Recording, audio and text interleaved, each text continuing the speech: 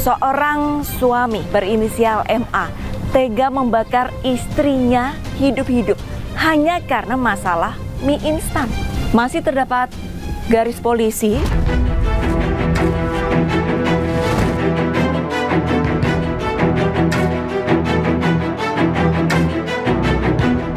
Proses pembakarannya di sini, Bu. Penyiramannya juga di kamar belakang bener. ini. Terus habis itu nggak lama kemudian langsung beng gitu. Api berkobar-kobar.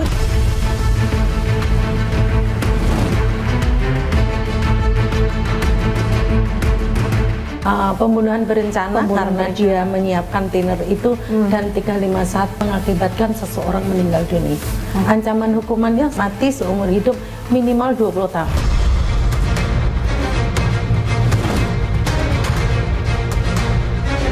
Langsung datang cek TKP, Bapak benar di sini ada terjadi TKP pembunuhan karena adanya unsur kecemburuan.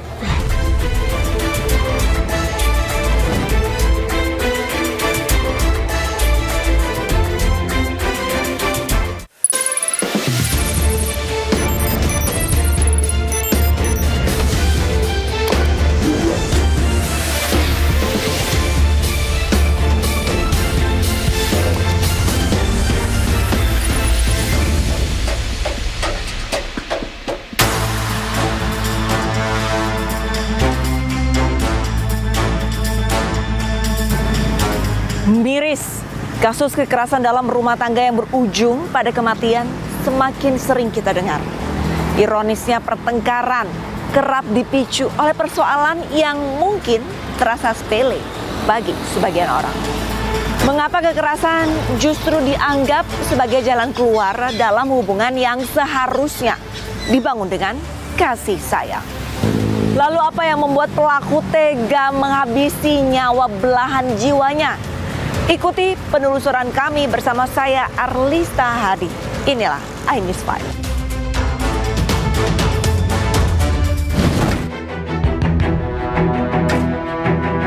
Dua kasus kekerasan dalam rumah tangga berujung kematian terjadi di Jakarta dalam waktu berdekatan.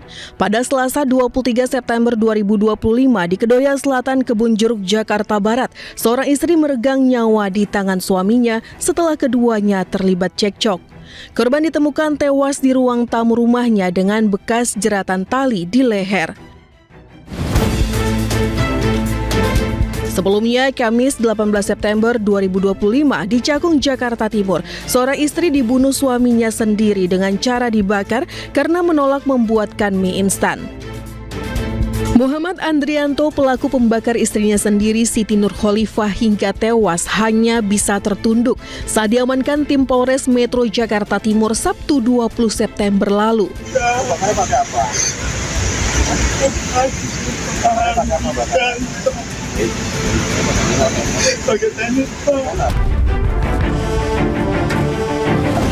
Saya juga nggak mau orang saya dipancing. Coba ada kan di situ. Dia bilang jadi pasar, coba nggak boleh.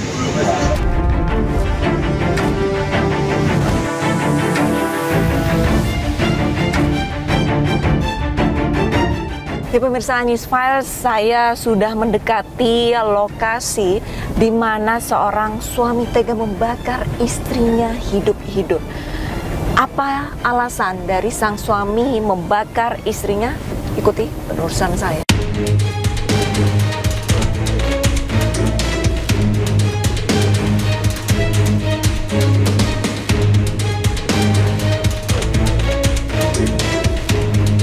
Kasus kekerasan dalam rumah tangga berujung maut terjadi di kawasan Cakung, Jakarta Timur.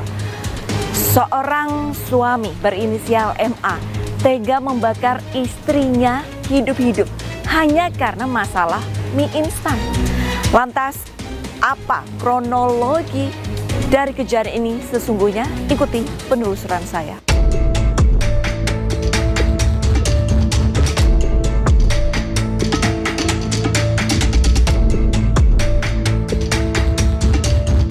Dan ini adalah situasi di belakang rumah korban.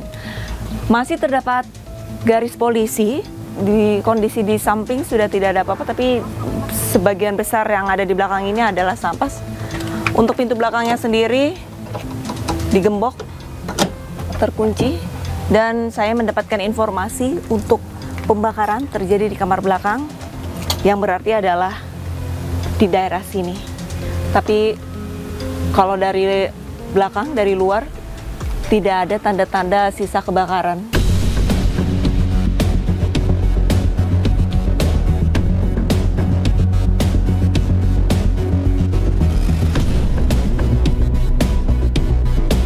Ibu, saya sebelumnya ingin mengucapkan turut berduka cita atas meninggalnya Ibu. Iya Neng, terima kasih. Iya, sama-sama. Ibu Marniati, ini kalau saya tidak salah informasi bahwa selain membakar anak Ibu, Ibu juga sempat dianiaya oleh pelaku. Iya Neng, ini masih pada lembab nih Neng. Ini ditonjokin dia, diinjak. Mungkin bisa dikasih lihat, ini matanya masih memar, masih lebam. Ini ditonjok, Bu? Iya, ditonjok, diinjak saya Neng. Habis kamu siram, mertuamu kamu tonjokin, terus kamu kemana? Ke depan rumah, manggil warga. Terus kamu kabur ke mana? Nggak kabur, Pak. Manggil warga, baru saya kabur.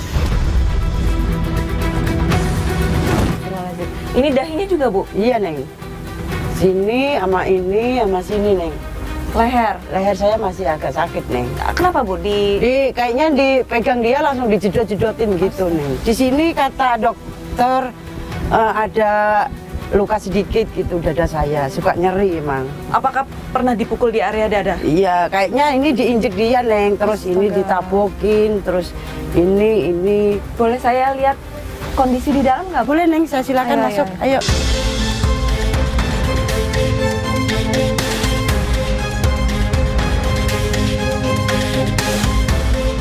Ini adalah rumah kejadian pada saat 18 September itu ya, Bu, ya? Iya, Neng. Ini tadinya ruangan apa, Bu? Ruangan buat naruh motor, terus kadang-kadang di sini pada nyantai. Ini adalah ruang santai begitu ya? Iya. Untuk sisa-sisa pembakarannya masih sangat terlihat jelas. Korban pada saat itu sempat berlari ke sini, Bu, atau bagaimana, Bu? Enggak, di sana Neng, di belakang. Di belakang. Terus habis itu dia ngambil thinner langsung diguyurkan, habis diguyurkan langsung dibakar Neng. Ibu pada saat itu tidurnya di sebelah mana, Bu? Di sana Neng, aku di belakang. Ibu tidur di sini? Kalau ini ruangan apa, Bu? Kok saya melihat ada kasur? Ini buat tidur nih, kasur nih. Ini memang buat tidur, tapi ruang tidur untuk siapa? Untuk saya sama anak saya yang bontot. Pemirsa, ini bisa dilihat semakin ke dalam untuk sisa-sisa baranya ini semakin banyak. Masih ada sepatu, bara yang masih berserakan. Sampai atap bolong, pemirsa. Ini juga sisa-sisa kebakaran. Untuk TKP-nya ada di di sini, Neng. Di sini. Di sini, Neng. Oke. Di dalam ini saya melihat ada rangka tempat tidur yang sudah hangus gosong. Untuk barang-barangnya berantakan, ada kulkas, ada lemari, lemarinya juga sudah berantakan. Proses pembakarannya di sini, Bu. Penyiramannya juga di kamar belakang ini. Setelah disiram thinner, dibakar, kemudian saya tuh baru nganter anak sekolah, pulang terus bikin kopi, terus habis itu gak lama kemudian langsung beng gitu. Api berkobar-kobar. Terus si anak saya pengen lari tuh ke sini sampai ke atas, kebakar, pengen saya tangkep. Belum saya tangkep, saya udah diajar sama pelaku, Neng. Diinjak, ditonjok, dicekek, dijedot-jedotin. Anak Ibu sempat meminta tolong tidak? Dia nggak sempat minta tolong, ucapannya udah susah, Neng. Karena ini udah berkobar-kobar api gitu. Pemicunya kan aku tidur dari sore, terus aku dengar suara, "Udah Mas, jangan ribut mulu," kata si korban. Saya ngomong begini, Neng, "Emang masalahnya apa sih, Nduk, Mas, kok sampai pada ribut mulu?" "Ini Mak, katanya disuruh bikin mie instan, terus sebentar ya Mas, aku tak nutup pintu dulu," gitu. Oh, sebenarnya ingin dimasakkan mie instan, tapi sebentar ya Mas. pelakunya tidak sabar. Begitu. Oke, tapi kalau boleh tahu Ibu, untuk profesi menantu Ibu apa, bekerjakah? Pengangguran Neng. Kalau korban?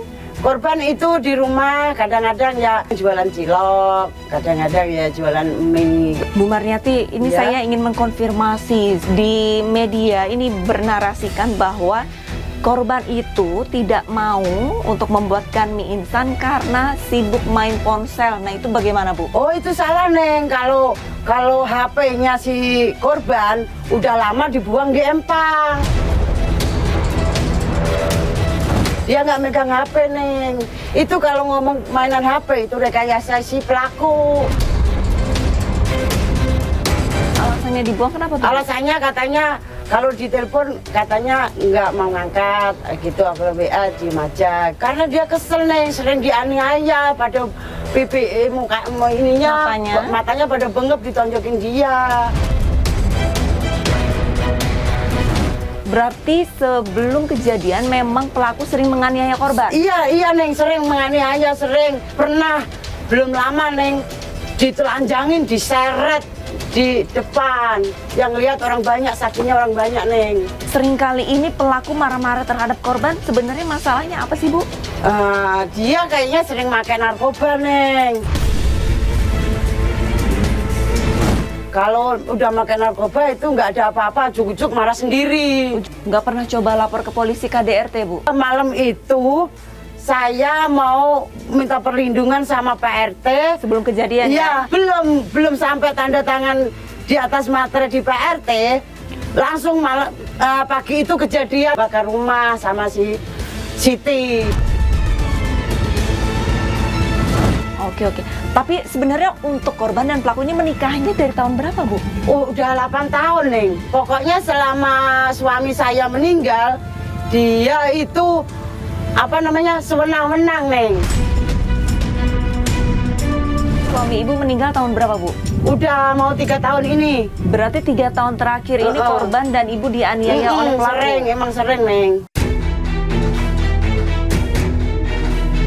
Korban pada saat ataupun sebelum kejadian ini pernah curhat nggak sih Bu tentang perilaku suaminya, kekerasan yang dialaminya? Pernah Neng, pernah curhat sama saya, Mas, saya ditabokin sama Mas Andri gitu. Lah, jangan begitulah.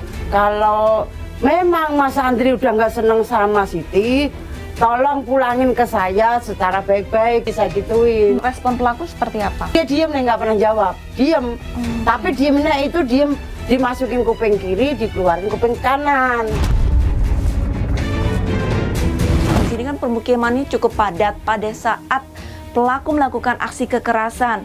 Adakah tetangga-tetangga yang menolong Ibu? Oh banyak Neng, banyak. Waktu itu kan saya ditabokin, habis ditabokin, diinjak, terus saya setengah sadar, setengah enggak. Terus ditolong sama Bu Haji. Si Siti Nurkhalifah itu juga sebenarnya masih sehat Neng, pas lagi dibakar itu masih bisa ngomong, ditanya orang.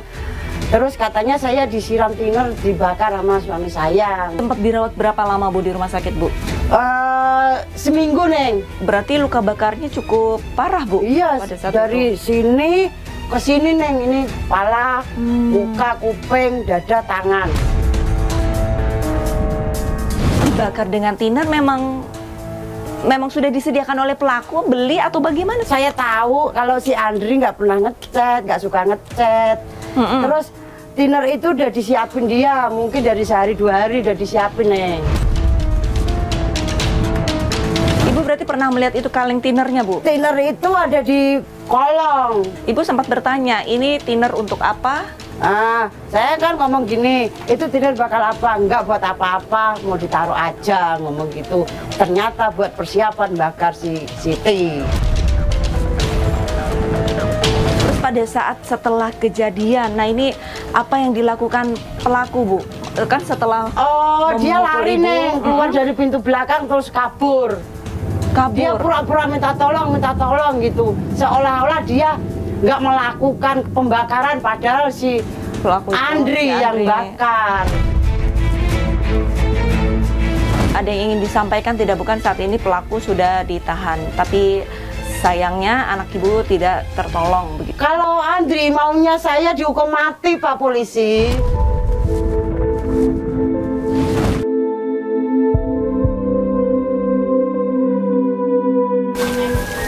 Bu Marni, kalau boleh saya tanya untuk sosok Siti itu di mata ibu tuh Siti anak yang seperti apa sih Bu?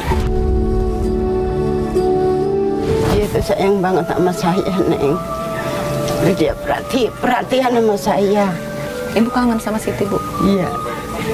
Apa yang paling ibu rindukan dari Siti Bu? Saya kalau pulang dagang suka ditawarin makan, Mama mau makan. Iya, Duk, gitu. Makanya aku kangen banget sama dia, nih. Bu, kebiasaan Siti yang paling ibu ingat kalau di rumah Siti lagi apa gitu Bu? Padahal suka mijitin kaki saya. Kalau ada Siti di depan ibu, ada yang ingin ibu sampaikan? Sangat sayang, sangat rindu.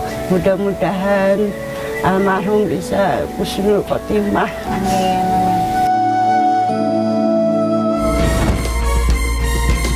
Pada saat ibu mengantar korban ke rumah sakit, kondisinya seperti apa Bu? Ke mukanya parah. Boleh dijelaskan Bu? Ya ini hitam, terus ke kuping, rambutnya udah keriting-keriting di sini. Terus kalau emaknya kondisinya babak belur.